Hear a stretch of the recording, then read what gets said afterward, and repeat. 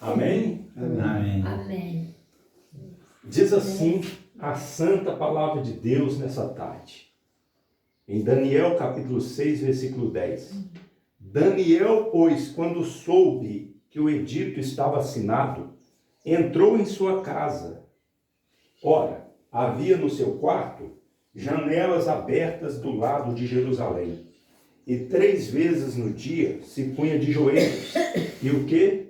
E orava e dava graças diante de seu Deus, como também antes costumava fazer.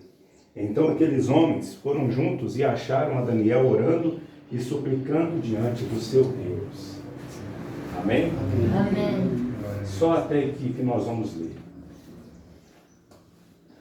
Esse texto que nós lemos faz parte do relato da condenação do profeta Daniel injustamente, por inveja. Algumas autoridades lá do reino da Babilônia, do império da Babilônia, com inveja de Daniel, armaram uma cilada para ele. Fizeram o rei assinar um edito de quem orasse a qualquer deus que se não fosse ao rei, no espaço de um tempo lá de alguns dias, seria preso, morto, porque eles sabiam que Daniel não iria parar de orar.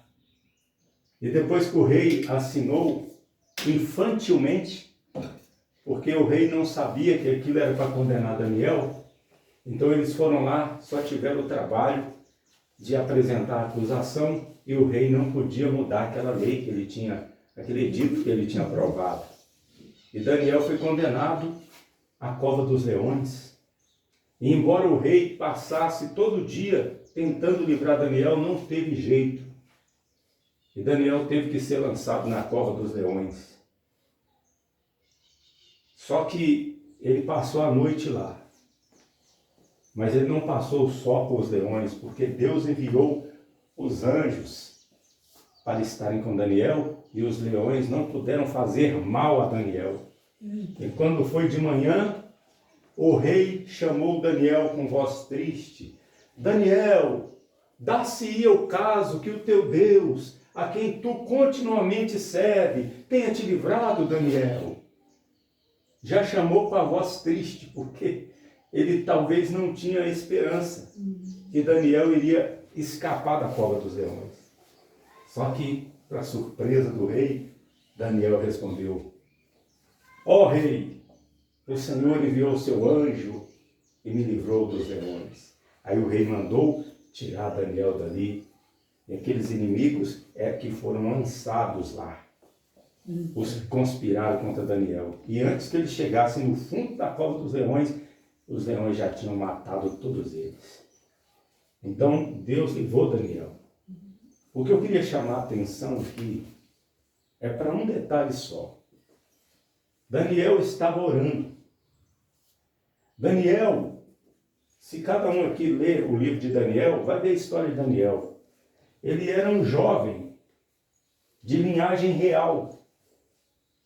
Ele era um príncipe lá de Judá, de Israel, quando o rei Nabucodonosor cercou Jerusalém e fez guerra contra Jerusalém e levou o povo cativo lá para a Babilônia.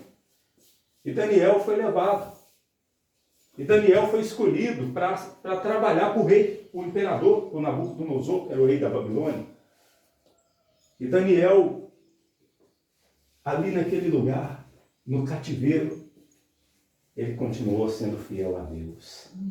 E nós vemos aqui, ó, no início, não precisa abrir, não. Só escute aqui. Logo no início, veio uma ordem para que Daniel e seus colegas fossem tratados com as iguarias do rei, que com certeza eram consagradas e sacrificadas a ídolos. Só que Daniel não quis se contaminar. Ele preferiu comer só legumes do que beber do vinho do rei, comer das iguarias do rei. Está escrito aqui: e Daniel propôs-se no seu coração não se contaminar com a porção das iguarias do rei, nem com o vinho que ele bebia. Portanto, pediu ao chefe dos eunucos que lhe permitisse não se contaminar. Ora, Deus fez com que Daniel achasse graça e misericórdia diante do chefe dos eunucos. Então, veja que Daniel, ele era fiel a Deus. Ele era um homem que servia a Deus. E daqui a pouco eu vou mostrar para vocês aqui um detalhe na vida de Daniel. Quando o rei Nabucodonosor teve um sonho que ele exigia que todos os caldeus, os sábios da Babilônia, interpretassem o sonho, mas revelassem o que ele tinha sonhado. Ele não queria contar o sonho, ele queria interpretação, mas para ele estar seguro que a interpretação não era falsa, os sábios deveriam contar qual foi o sonho. Deveria adivinhar qual o sonho e falar qual o sonho que ele teve. E os sábios da Babilônia não conseguiram fazer isso.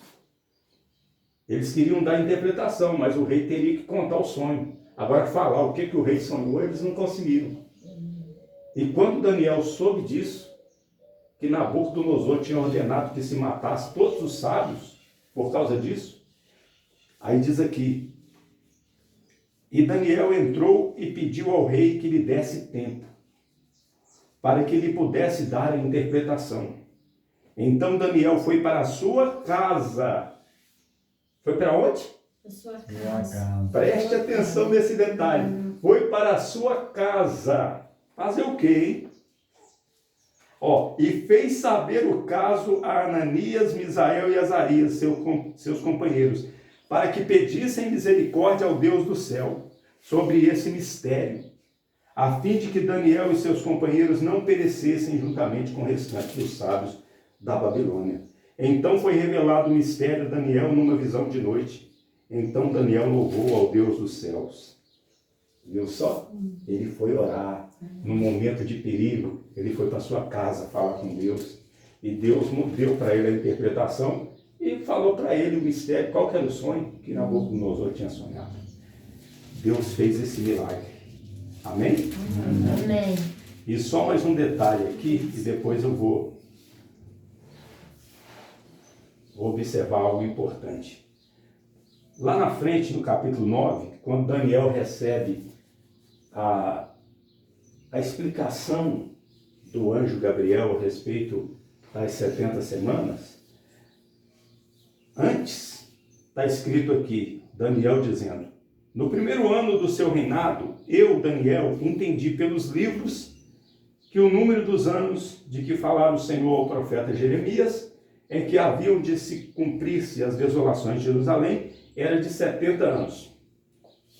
E olha o que Daniel fez. E eu dirigi o meu rosto ao Senhor Deus, para o buscar com oração e súplicas, com jejum e saco e cinza. Está vendo? Agora, a observação valiosa que eu quero trazer aqui. Daniel estava na onde, gente? Daniel estava na Babilônia, no cativeiro, numa terra estranha. Eu pergunto, lá tinha uma igreja para Daniel ir orar? Não tinha uma igreja. O templo estava em Jerusalém. Estava em ruínas. E Daniel estava muitos quilômetros, centenas de quilômetros de distância de Jerusalém. Não tinha o templo. Ele estava no cativeiro. Ele era um cativo. Ele trabalhava para o rei. Não tinha como ele ir no templo, não tinha como ele estar ali no meio da multidão que adorava a Deus lá em Jerusalém. Mas Daniel parou de buscar a Deus? Ele parou de orar? Não. Na casa dele tinha um quarto e que tinha janelas abertas para o lado de Jerusalém. E todo dia, 3 vezes, ele dobrava o joelho e orava, voltado para Jerusalém. 3 vezes. Olha que coisa interessante. É o que nós temos falado aqui. É o que nós temos ensinado e vamos continuar ensinando. dessa vez que nós viemos, que a pessoa tem que ter uma vida com Deus particular. Ela tem que entender que Deus está com ela. Se te prenderem injustamente, você estiver na cadeia e deixarem você lá injustamente, lá 10 anos, você vai buscar Deus dentro da cadeia, você vai continuar orando lá dentro. Não vai ter uma igreja para você buscar a Deus. Você não vai poder sair dali, mas Jesus vai estar ali contigo. E você vai continuar cantando louvores a Deus, orando, servindo a Ele, até Ele te tirar de lá. Muitas pessoas hoje, elas buscam a Deus só na igreja. Na igreja, elas oram, elas leem a Bíblia, elas cantam a Deus. Mas em casa, na rua ou no lugar, outro lugar, é como se Deus não existisse para elas. Antes elas buscassem a Deus em casa e não tivesse igreja nenhuma. Seria melhor do que estar na igreja e não ter uma vida com Deus lá fora. Daniel não estava em igreja nenhuma. O templo não estava perto dele, nem ele perto do templo, mas Deus estava perto dele. Este homem Daniel, a vida dele estava no esconderijo do Altíssimo, com Cristo. Assim também a nossa vida. Amém? Nós estamos aqui, nós temos que estar aqui? Temos. É da vontade de Deus que nós venhamos nos reunir? Sim. Mas mais importante do que tudo, é a nossa comunhão com Deus a sós, no nosso quarto. A pessoa que está com a vida no esconderijo do Altíssimo, ela ora em casa. Ela busca a Deus em casa, a sós com Deus. Ela fala com Deus, ela canta louvores a Deus, ela lê a Bíblia em casa, ela tem uma comunhão ali com Deus. Ela procura ouvir a voz de Deus e obedecer. Essa pessoa realmente está com a vida escondida no esconderijo do Altíssimo. E essa pessoa vai ver as maravilhas de Deus, igual Daniel viu. Que Deus esteve com ele todo o tempo, porque ele estava com Deus. Amém, meus irmãos? Amém. Vocês entenderam, sim ou não? Amém.